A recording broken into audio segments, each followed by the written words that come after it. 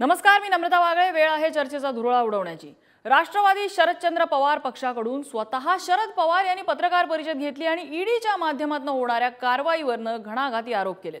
शरद पवारांनी पुरवलेल्या माहितीनुसार 2014 नंतर एकाही भाजप नेत्यावर ईडीने कारवाई केली नाही। त्यापूर्वी 3 भाजप नेत्यांवर ही कारवाई झाल्याचंही पवारांनी सांगितलं।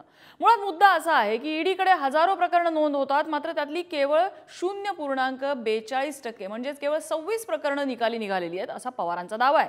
बऱ्याच प्रकरणांमध्ये ईडी गुन्हा नोंद करते, तपास छापे टाकत कारवाईचा बडगा उगारते, पण पुढे काय हा प्रश्न उद्भवतो। अचानक कारवाई झालेला नेता योगायोगाने भाजपमध्ये किंवा भाजपच्या मित्रपक्षाच्या गळाला लागलेला असतो। मुद्दा असा आहे की असे योगायोग आजकाल फारच व्हायला लागलेले आहेत आणि त्यामुळे याला योगायोग म्हणायचं की ठरवून झालेली कारवाई असा प्रश्न जर कुणाला पडला असेल तर वावगं वाटायला नको। पण असं म्हणायची वेळ येतेच का? ईडीच्या कारवाईवर वारंवार प्रश्नचिन्ह का उपस्थित होत आहे? ईडीने अनेक नेत्यांवर केलेल्या कारवाया बंद केल्या नाहीत, मात्र स्थगित केलेल्या आहेत, असं का? बरं, ज्यांच्यावरच्या कारवाया स्थगित आहेत त्यांचा कर्मधर्म संयोगाने भाजप आणि मित्रपक्षात प्रवेश झालेला दिसतो, असं का? शरद पवार ईडीला भाजपचं प्रवेशद्वार म्हणतायत। हे निवडणुकीच्या तोंडावर दिलेलं एक प्रचलित घोषवाक्य म्हणायचं की खरंच यामध्ये तथ्य आहे? हाच आहे आपला आजचा चर्चेचा विषय।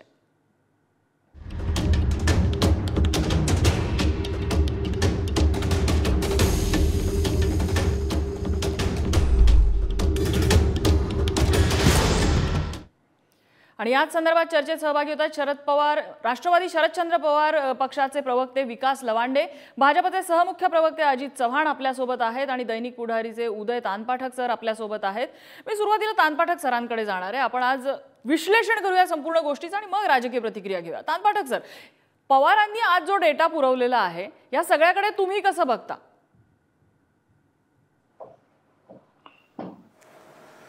नाही, तर पवार जे म्हणालेले आहेत तो डेटा त्यांनी पूर्ण दिलेला आहे, तो खरा असेल खोटा आपल्याला माहिती नाहीये। तो तपासून पाहावं लागेल की नक्की कोणावर किती कारवाई झाले ते। पण हा जो मुळात तो ऍक्ट आलेला आहे, जो कायदा जो आलेला आहे तो काही पवारांचा जो आरोप आहे की यांच्या काळात झालं आणि त्यांच्या काळात झालं, जे काही म्हटलेले आहेत ते, तर मला असं वाटतं की हा कायदा हा 2005 साली मुळामध्ये आला होता आणि त्याच्यानंतर अधिक तो सक्षम केला गेला तो 2013 साली। त्यामुळे आता हे काही नवीन झालंय असं पवार जे म्हणतात की यांच्याच काळात झालेलं आहे वगैरे, असं मला वाटत नाही। ते आणि त्या कारवाया खरोखर किती झालेल्या आहेत आणि कोणाविरुद्ध झालेल्या आहेत हे तपासून पाहावं लागेल। परंतु 13 साली जेव्हा झालं त्यावेळी चिदंबरम तेव्हा अर्थमंत्री होते आणि त्यावेळी अशी चर्चा होती की या कायद्यामुळे विरोधकांना आपल्या कोंडीत पकडता येईल असं चिदंबरम यांनी पक्षांतर्गत त्यांच्या त्या चर्चेमध्ये सांगितलं होतं। अशी चर्चा त्यावेळी झाली होती, अशा बातम्याही त्यावेळी काही ठिकाणी आल्या होत्या त्यावेळी। तर ते आता विरोधकांना पकडण्याकरता म्हणून काँग्रेस किंवा युपीए गव्हर्नमेंटने तो आणला होता ऍक्ट। आता तो हे आल्यानंतर हे वापरतायत असं म्हणावं लागेल। पण त्याच्यामुळे फक्त विरोधकच आतमध्ये जात आहेत किंवा काय हे तपासून पाहावं लागेल। पवारांच्या म्हणण्यात तथ्य असेल तर ते बघावं लागेल आपल्याला। बर, मी विकास लवांडे यांच्याकडे जाते। आता तानपाठक सरांनी जे सांगितलं त्यानुसार असं आहे की एक पिल्लू कुठेतरी सोडलं जातं आणि आता ते मोठं होऊन आपल्यालाच डसतंय, अशी काहीची परिस्थिती आहे असं म्हणायला लागेल विकास लवांडेजी। आणि सगळ्यात महत्वाचं असं आहे, तानपाठक सर पूर्ण करा। लवांडेजी मी येते आपल्याकडे, तानपाठक सर पूर्ण करा। सगळ्यात महत्वाचं की हे सगळे विषय जे आहेत ना, आता हा जो ईडीचा विषय, ईडीच्या कारवायांबद्दलचा हा विषय आत्ता आलेला आहे बघा, निवडणुका आल्या हा सुरू झाला विषय। याच्या आधी शरद पवार साहेब कधी या विषयावर बोलले होते मधल्या काळामध्ये असं मला तरी निदान आठवत नाही। 2022-23 पर्यंतचा डेटा देतात ते, मात्र त्याच्याबद्दल बोलायला त्यांना 2024 उजाडतंय, हाही मुद्दा आपण लक्षात घेतला पाहिजे। विकास लवांडेजी बोला।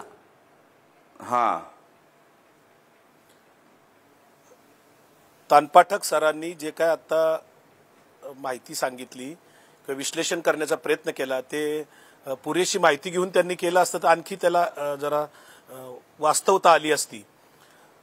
हा कायदा जो आहे तो 2005 साली आला हे बरोबर आहे, परंतु 2005 ते 2014 हे जे युपीए सरकार होतं, डॉक्टर मनमोहन सिंग साहेबांचं सरकार, या काळामध्ये 26 लोकांच्यावर कारवाया झाल्या।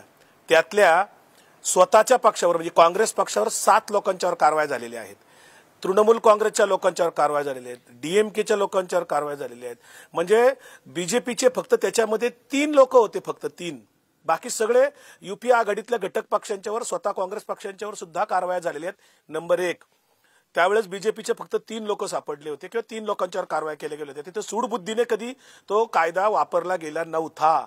मात्र 2014 ते 2022-23 पर्यंत जी आकडेवारी आपण पाहतो त्याच्यामध्ये 121 लोकांच्यावर ज्या कारवाई ईडी मार्फत केल्या गेल्या त्यातले 115 लोक हे विरोधी पक्षाचे आहेत. भारतीय जनता पार्टीचा एकही नाही याच्यामध्ये कुठेच. त्याची आकडेवारी सुद्धा मी तुम्हाला वाचून दाखवू शकतो. आपल्याकडे आहे ग्राफिक्स चालते स्क्रीनवर, ही सगळी आकडेवारी आहे आपल्याकडे. आपल्यासोबत आता शिंदेच्या शिवसेनेचे योगेश केदार सुद्धा सहभागी झालेले आहेत चर्चेमध्ये. स्वागत आहे आपलं.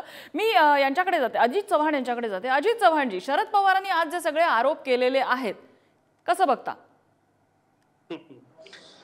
नम्रताजी, या महाराष्ट्राचा इतिहास ज्या लोकांना ठाऊक आहे त्या लोकांना आज अनेक गोष्टी अशा आठवल्या असतील की महाराष्ट्रामधल्या एका शक्तीचं जर आपण ऐकलं नाही, त्यांच्या मनासारखे व्यवहार केले नाहीत, त्यांना हवे असलेले कारखाने जर विकत घेतले, त्यांना हव्या असलेल्या सहकारी संस्था जर विकत घेतल्या, तर एखाद्या घरामध्ये कशी फूट पडायची, त्या संस्थेमध्ये कशी फूट पडायची, ती संस्था कशी डबघाईला यायची, ती संस्था नेमकी अडचणीत कशी यायची, त्या संस्थेचे अध्यक्ष सेक्रेटरी हे अक्षरशः जेलमध्ये सडून सडून मेलेत बिचारे.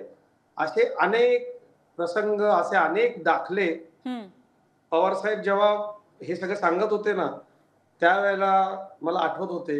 मी एक नाव आठवण करून देतो फक्त. उत्तराखंडमध्ये अमित सिंग यांच्यावरती आता ईडीची कारवाई झाली आहे. ते भारतीय जनता पक्षाचे रावत सरकारमधले मंत्री होते. मला असं वाटतं की नम्रताजी, एक साधं आणि स्पष्ट सोपं एक उदाहरण आहे बघा. कर नाही त्याला डर कशाला? ज्याला माझं असं म्हणणं, आता विकास लवांडेजी माझे मित्र आहेत, विकास लवांडेंच्या विरोधामध्ये ईडीची चौकशी करता येईल का हो?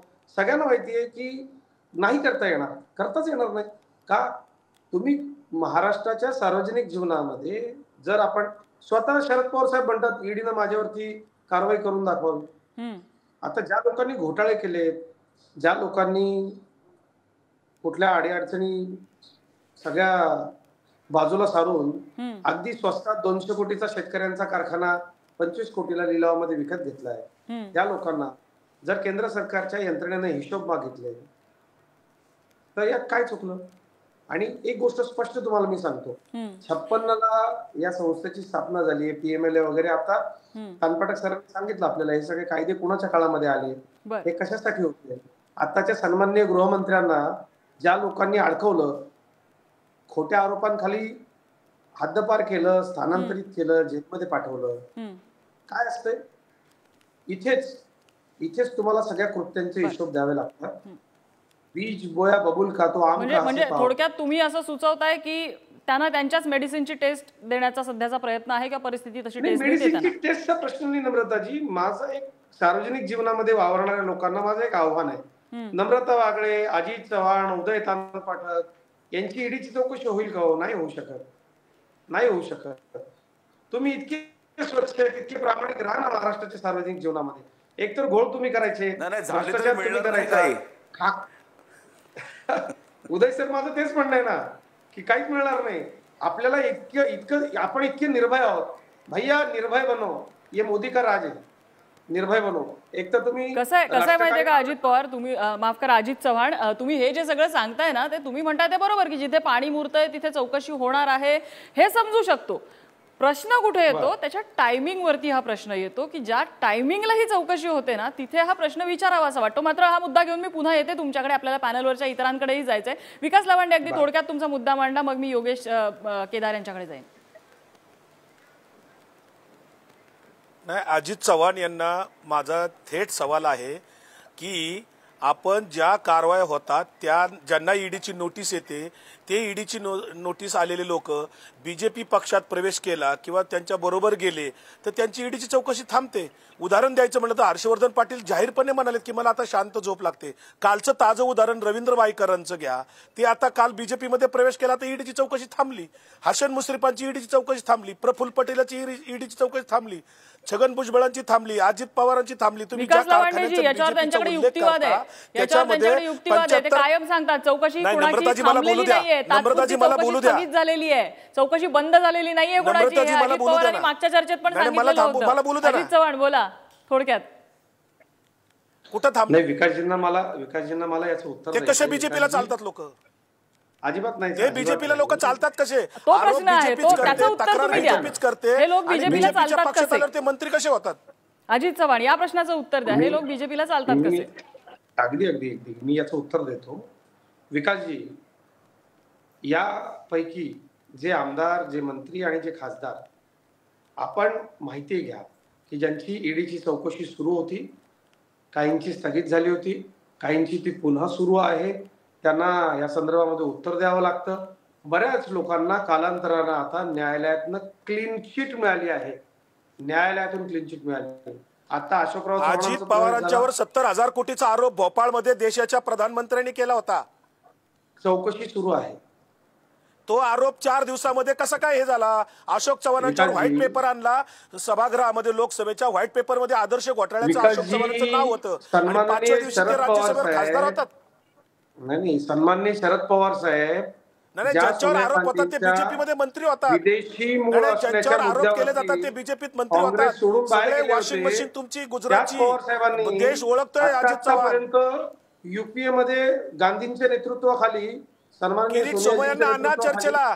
पद का भोगली? किरीट सोमय्यांना चर्चेला आणा. याचं उत्तर किरीट सोमय्यांना चर्चेला आणा. साहेबांकडून घ्या. विषयांतर करू नका. ठीक आहे, विषयांतर करू नका. मी आता जाते योगेश केदार यांच्याकडे. योगेश केदारजी शिंदेच्या शिवसेनेचे प्रवक्ते आहेत. योगेश केदारजी, आपल्या पक्षामध्ये असे अनेक जण आहेत ज्यांची ईडी चौकशी सुरू आहे.